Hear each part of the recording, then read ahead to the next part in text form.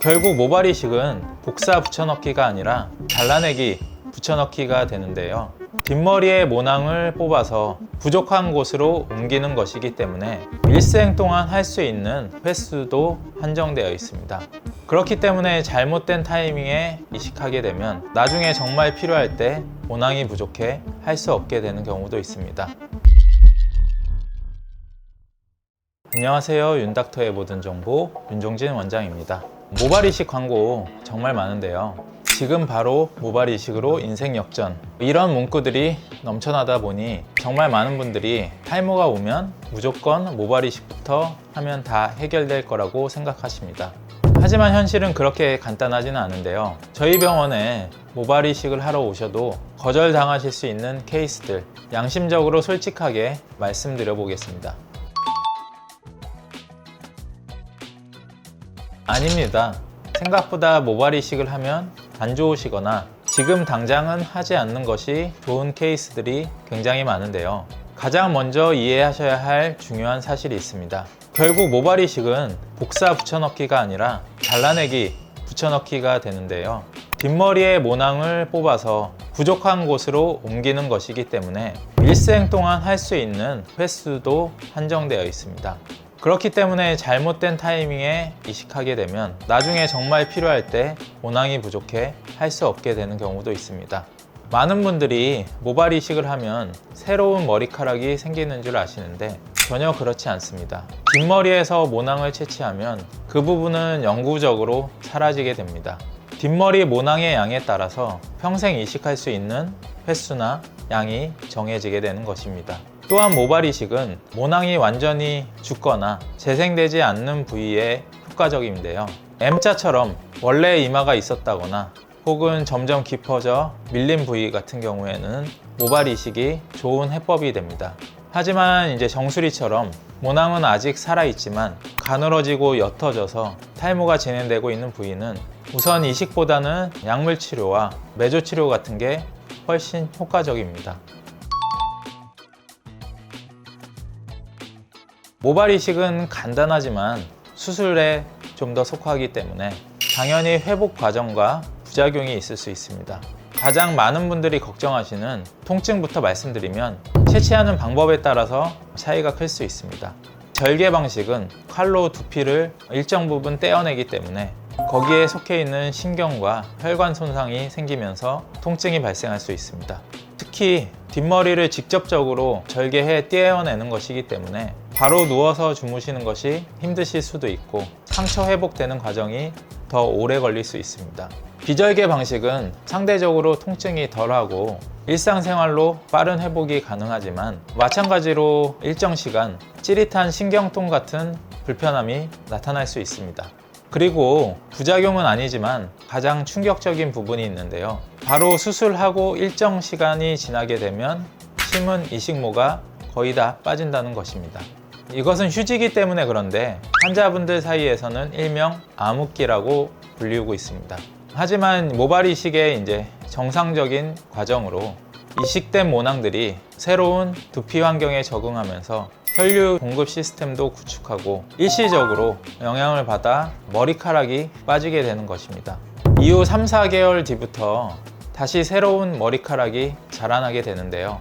이러한 암흑기 과정을 모르고 모발 이식을 받게 되면 정말 돈을 잃은 기분이 들고 속상하실 수 있습니다. 하지만 암흑기는 3-4개월 뒤에 회복이 되기 때문에 단기적으로 너무 걱정하실 필요는 없습니다. 이 질문에 대한 답이 오늘 영상의 핵심이 되겠는데요. 정수리 탈모 같은 경우에는 모발 이식이 필요할 수도 있고 그렇지 않을 수도 있습니다. 오히려 하시면 안 되는 경우도 있는데요. M자 탈모 같은 경우에는 모낭이 전혀 존재하지 않고 완전히 진행되어 모발이 사라진 상태이기 때문에 이식이 유일한 해답지가 되겠습니다. 하지만 정수리 같은 경우에는 모낭이 완전히 사라지는 경우가 거의 없고 모발이 가늘어져서 비어 보이는 경우가 대다수지 모낭 자체는 살아있는 경우가 많습니다. 이러한 상태에서 무리하게 모발 이식을 진행을 하면 어떻게 될까요? 이미 존재하고 있는 가늘고 약한 모발들 사이로 굵은 식목이나 바늘을 이용해 새로운 모낭을 심게 되는데 이 과정에서 기존에 있던 모낭들도 손상을 받을 수 있습니다. 이러한 손상을 동반 탈락이라고 하는데요.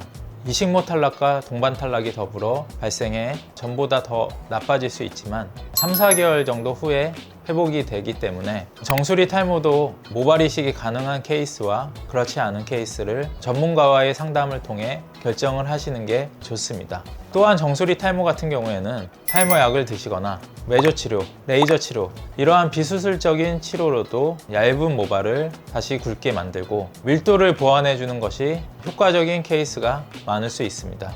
실제로 저희 병원에서 치료받으시는 환자분들 중에 정수리 탈모가 발생하기 전 좋았던 상태로 회복되는 케이스도 정말 많습니다. 정수리 같은 경우에 무조건 이식을 권하는 병원이 있다면 주의해서 살펴보실 필요가 있습니다.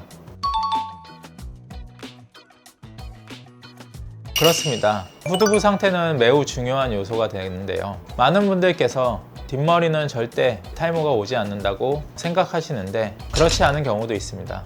가마 뒤쪽으로 해서 후두부까지 탈모가 진행될 수 있고, 이러한 경우 모발 이식을 한다고 하면 채취할 구역이 굉장히 좁아지게 됩니다. 얇아진 후두부 모발을 이용해 이식을 강행한다면 어떻게 될까요? 농사의 비유를 해보면 농사가 잘 되려면 토양이 비옥하고 종자 또한 좋아야 합니다. 그런데 이제 가마 뒤쪽까지 탈모가 진행된 분들이 과연 좋은 종자, 그런 모낭을 갖고 계실까요? 즉 뒷머리 모낭이 이미 약해진 상태로 이러한 모낭을 채취해 이식을 하게 되면 제대로 자랄 리가 없습니다. 생착률이 떨어지게 되고 심었던 모발도 대부분이 자리를 잡지 못하게 됩니다. 문제는 이렇게 한번 실패하게 되면 다음 기회가 없을 수 있다는 것인데요. 귀한 뒷머리 모낭을 이미 소진해 버렸기 때문입니다. 환자분이 아무리 간절하게 모발 이식을 원하셔도 지금 상태로는 솔직하게 치료를 먼저 권해드리는 것이 진짜 양심 진료라고 생각합니다. 오늘은 모발 이식을 절대 하시면 안 되는 케이스들이 있다는 것을 양심적으로 솔직하게 알아봤습니다. 저는 모발 이식을 하는 의사지만 환자분들께 무조건 양지의 밝은 곳만 말씀드리지는 않습니다. 오히려 이러한 경우에는 하면 안 된다, 그렇게 말씀드릴 때도 있는데요. 몇 달을 고민했는데 모발 이식이 안 된다고 하니 서운하다고 하시는 분들도 간혹 계십니다. 환자분들이 최고의 결과를 얻을 수 있는 치료법, 그리고 타이밍을 함께 찾아드리는 것이 저의 임무라고 생각합니다. 모발 이식은 인생에 있어서 몇 번 하지 못하는 소중한 기회이니까 흔히 하는 그런 광고에 현혹되지 마시고 정확한 진단을 받으신 후 신중하게 결정하시길 바라겠습니다. 지금까지 윤닥터의 모든 정보 윤종진 원장이었습니다. 감사합니다.